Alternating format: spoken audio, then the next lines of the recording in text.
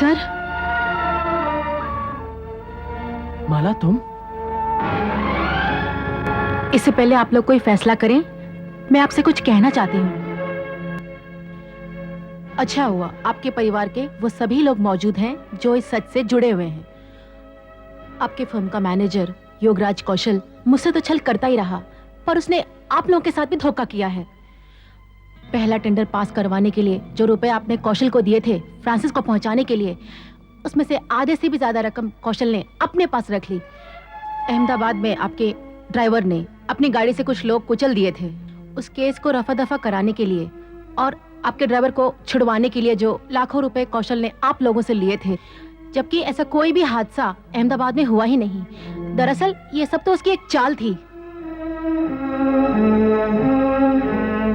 अपनी वफादारी का रंग जमाने के लिए कौशल ने अपने ही बदमाशों से आप दोनों पर हमला करवाया और जानबूझकर खुद भी जख्मी हुआ।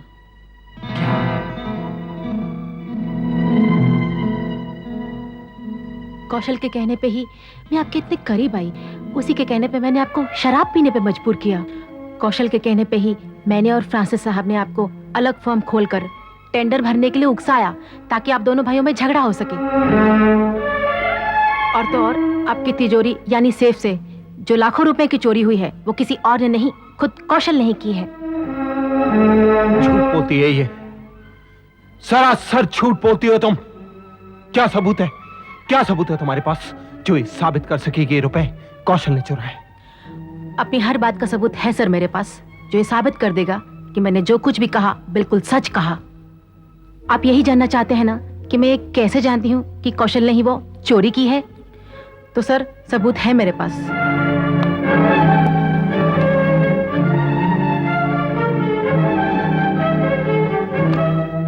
ये है तिजोरी की डुप्लीकेट चाबी जो कौशल ने बनवाई थी और इसी के जरिए उसने चोरी भी की।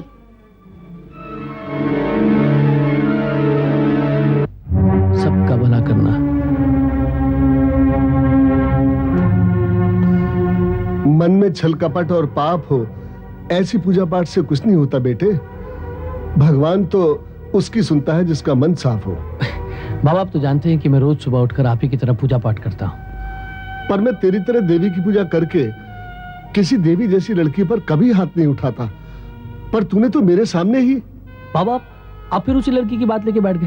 मैंने आपको कहा ना बाबा कि वो एक देवी नहीं है, वो तो एक उल्टा है, एक बदचलन लड़की है वो। मगर वो बदचलन लड़की तेरे जैसे शरीफ और नेक चरण लड़के के यहाँ क्यों आई? उसने मुझसे ये क्यों कहा कि? बाबा मैं उस लड़की से एक दो बार मिला जरूर, पर ऐसा कुछ नहीं है जैसा उसने आपको आकर कहा है। बेटे इन बूढ़ी आंखों ने जमाना देखा है। अपने बाप का बाप बनने की कोशिश मत कर। जब से जेल से रिहा होकर बाहर आया हूं और तू इस नौकरी पर लगा है, तब से तेरी हर हरकत पर मेरी नजर है। तुझ पर बदमाशों ने हमला किया, उस छोटी सी तनख्वाह में तूने इतना कीमती फ्लैट बुक कराया और उस दिन तुझे इसी घर से पुलिस पकड़ कर ले गई थी ना। और अब ये लड़की तेरा रोना लेकर घर पर आई है। क्या तू अब भी कहता है कि मैं दूध का धुला हुआ हूं? नहीं बेटा नहीं, मैं ये नहीं मानता। तुझ पर जरूर किसी गलत बात का असर पड़ा है। तेरे अमाल खराब हो गए हैं बेटे। इस बुढ़ापे में मुझे जिल्लत की मौत मानना चाहता है तू, इसका मुझे यकीन है। जिंदगी के आखिरी दिन में मुझे चैन से नहीं जीने देना चाहता तू। बेटे तुझे मालूम है बेटे, तुझे मालूम है अपनी इन्हीं हरकतों के कारण मैंने जिंदगी में कितने कष्ट उठाए हैं। मैंने जिंदगी में कितने कष्ट उठाए हैं और जेल खाने में सड़ कर मैंने कितने साल गुजारे हैं बेटे। मेरी इन्हीं हरकतों के कारण तेरी माँ बेमौत मर गई और तुझे अनाथों की जिंदगी बसर करनी पड़ी। और अब बस बाबा, आज जब आपने इतना सब कुछ कह दिया है बाबा, जिन लोगों के लिए बाबा आपने अपनी जिंदगी के अनगिनत साल जेल में गुजारे हैं, जिन लोगों की वजह से मेरी मां बेमौत मरी और जिन लोगों की वजह से मैं एक यतीम की जिंदगी जीता रहा हूं बाबा, मैं उन लोगों से बदला लेने के लिए ये सब कुछ गलत काम करता रहा हूं। बाबा मेरे जो मालिक है ना, उनको मैंने आपस में लड़वा दिया है। उन दोनों परिवारों में ऐसा झगड़ा करवा दिया है बाबा कि वो दोनों परिवार एक दूसरे के जानी दुश्मन बन गए और मेरे मालिकों के बाप हैं बाबा अमर चौधरी और कार्तिक चौधरी।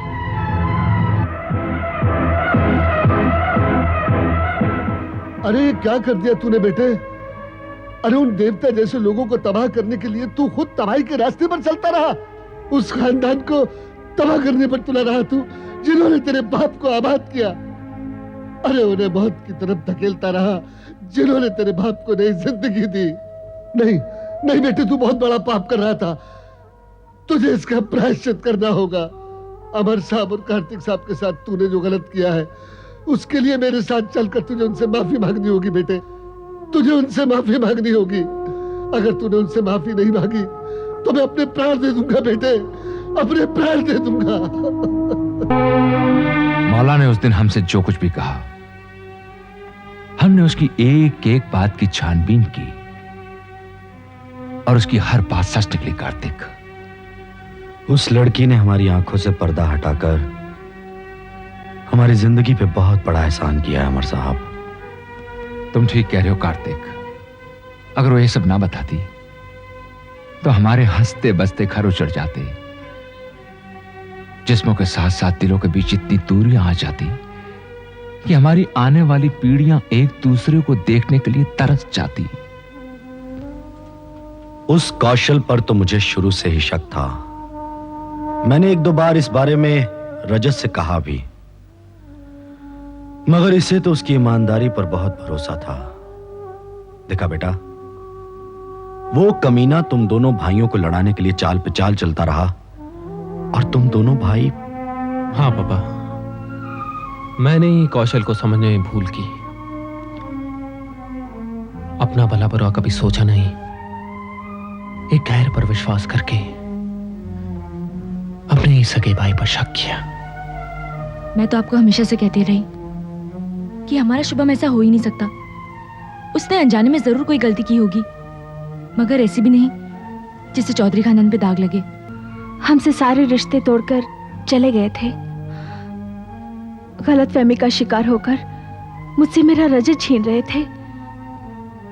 मुझे तो ऐसा लगा था जैसे मैं अपने बच्चे के बिना मर ही जाऊंगी। भला हो उस लड़की माला का जिसने हम सबके साथ ये भलाई की है। सुनंदा, कार्तिक, ऑफिस से रुपए चोरी हो जाने की रिपोर्ट रजत और शुभम ने पुलिस में दर्ज करवा दी है। क्यों ना हम अब तमाम सबूतों के साथ कौशल को गिरफ्तार करवा दें। आप ठीक कह रहे हैं चौधरी साहब।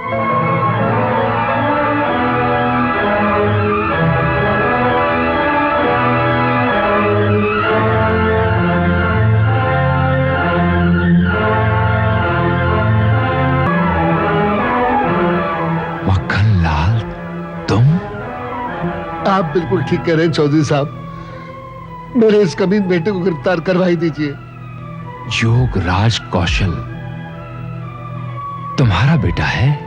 हाँ चौधरी साहब, ये कमबख्त मेरा ही बेटा है। आपके बच्चों के ऑफिस से चोरी इसी ने की थी। उनसे झूठ बोला था, विश्वासघात किया था इसने उन दोनों के साथ, क्योंकि ऐसा करके ये आप लोगों से मेरा बदला लेना चाहता था। इसकी नजर में आप लोगों के कारण ही मैं जेल में सड़ा।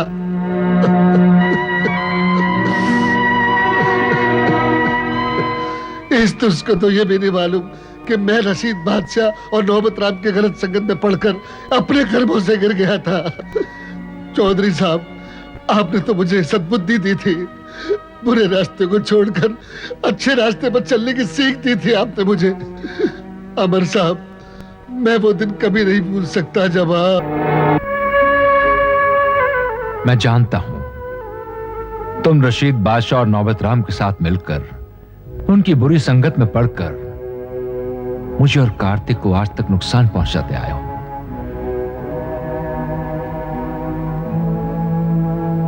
मैं ये भी जानता हूं मक्खनलाल कि तुम में इतनी बुद्धि नहीं है कि तुम अच्छे और बुरे की परख कर सको। देखो मक्खनलाल, मैं उनके बारे में तो कुछ नहीं कह सकता, लेकिन मैंने महसूस किया है कि तुम एक अच्छे इंसान बन सकते हो। इसलिए मक्खनलाल, मैंने अपने वकील के जरिए कोर्ट में यह अपील की है, तुम्हारी तरफ से यह अपील की है कि नेक चलने के कारण तुम्हारी सजा कुछ कम हो जाए। आप इंसान नहीं देवता है साहब। मैंने सचमुच उन लोगों के बहकावे में आकर अपने आप को बहुत गलत लाइन में डाल दिया था। मैंने आपको और कार्तिक साहब को बहुत तक पहुंचाए। एक आप है कि मक्खनलाल, गिरते हुए को संभलने का मौका मिलना ही चाहिए। बुरे इंसान को अच्छा बनने का मौका मिलना ही चाहिए। याद रखो, सुबह का भूला शाम को घर लौटाए तो उसे भूला नहीं कहते। मुझे उम्मीद है मक्खनलाल कि हमने जो अपील की है उससे तुम्हारी सजा कुछ ना कुछ जरूर कम हो जाएगी। ये उपकार करके आपने मेरे जीवन को सफल कर दिया साहब। मैं जीवन भर आपका ऋणी रहूंगा और बुरे काम छोड़कर नेकी की राह चलूंगा। अपनी औलाद को भी मैं यही शिक्षा दूंगा कि वो बुरे काम छोड़कर आप ही की कोशिशों से वक्त से पहले रिहा हुआ। आप ही ने रहने के लिए जगह दिलवाई। घर मिल जाने के बाद दूसरे शहर में नौकरी करते अपने इस नालायक बेटे को मैंने अपने पास बुलवा लिया और एक दिन भूल से इसे अपनी गुजरी जिंदगी के बारे में सब कुछ पता बैठा। उसी दिन से तुम्हारा दुश्मन बना हुआ है। इस बेहया को यह नहीं मालूम कि जिन लोगों को यह बर्बाद करने पर तुला हुआ है उन लोगों के पास मेरी एक एक सांस गिरवी रखी हुई है। ये बिल्कुल सच है सर कि मैं इन दोनों भाइयों के साथ आज तक विश्वासघात करता आया हूं। आप लोगों को बर्बाद करने के लिए मैं रोज रोज नई नई चालें चलता आया हूं सर। पर असल में मैं आप लोगों से अपने बाबा की बर्बादी का बदला लेना चाहता था सर। आप लोगों को बर्बाद करके सर। पर मैं बहुत गलत हो गया सर। बहुत गलत हो गया मैं सर। मुझे माफ कर देना सर, प्लीज मुझे माफ कर देना सर। Kaushal,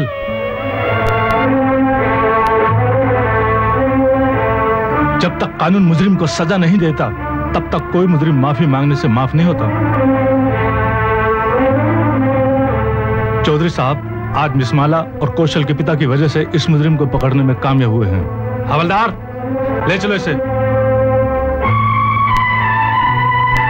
thank you मिसमाला।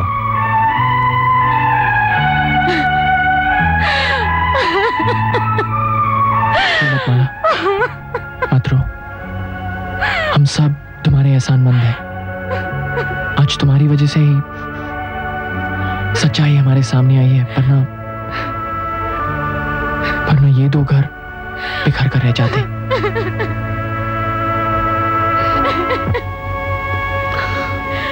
रो मत बेटी, आंसू पोंछ डाल। मुझे मालूम है तू कौशल से प्यार करती है। अरे फिक्र मत कर, एक बार उसे सुधरकर जेल से वापस तो आ जाने दे।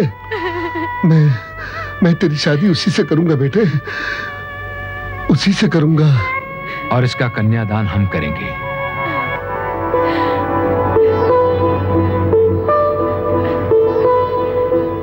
हाँ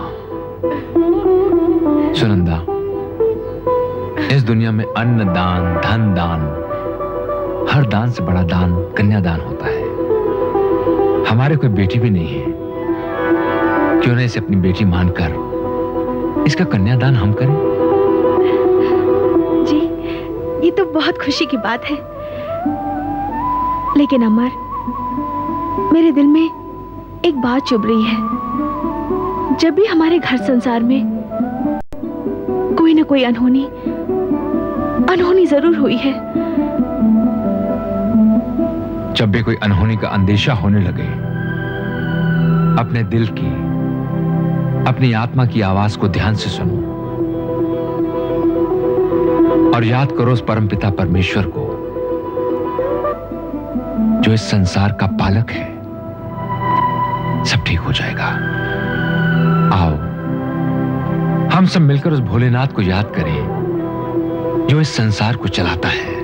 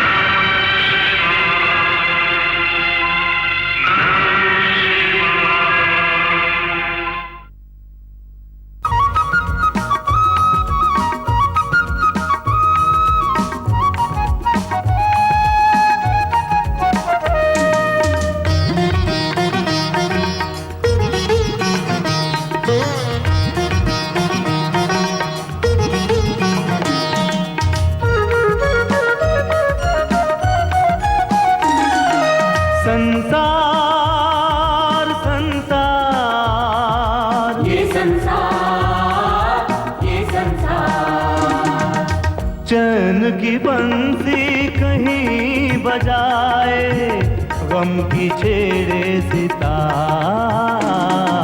संसार संसार ये संसार, ये संसार।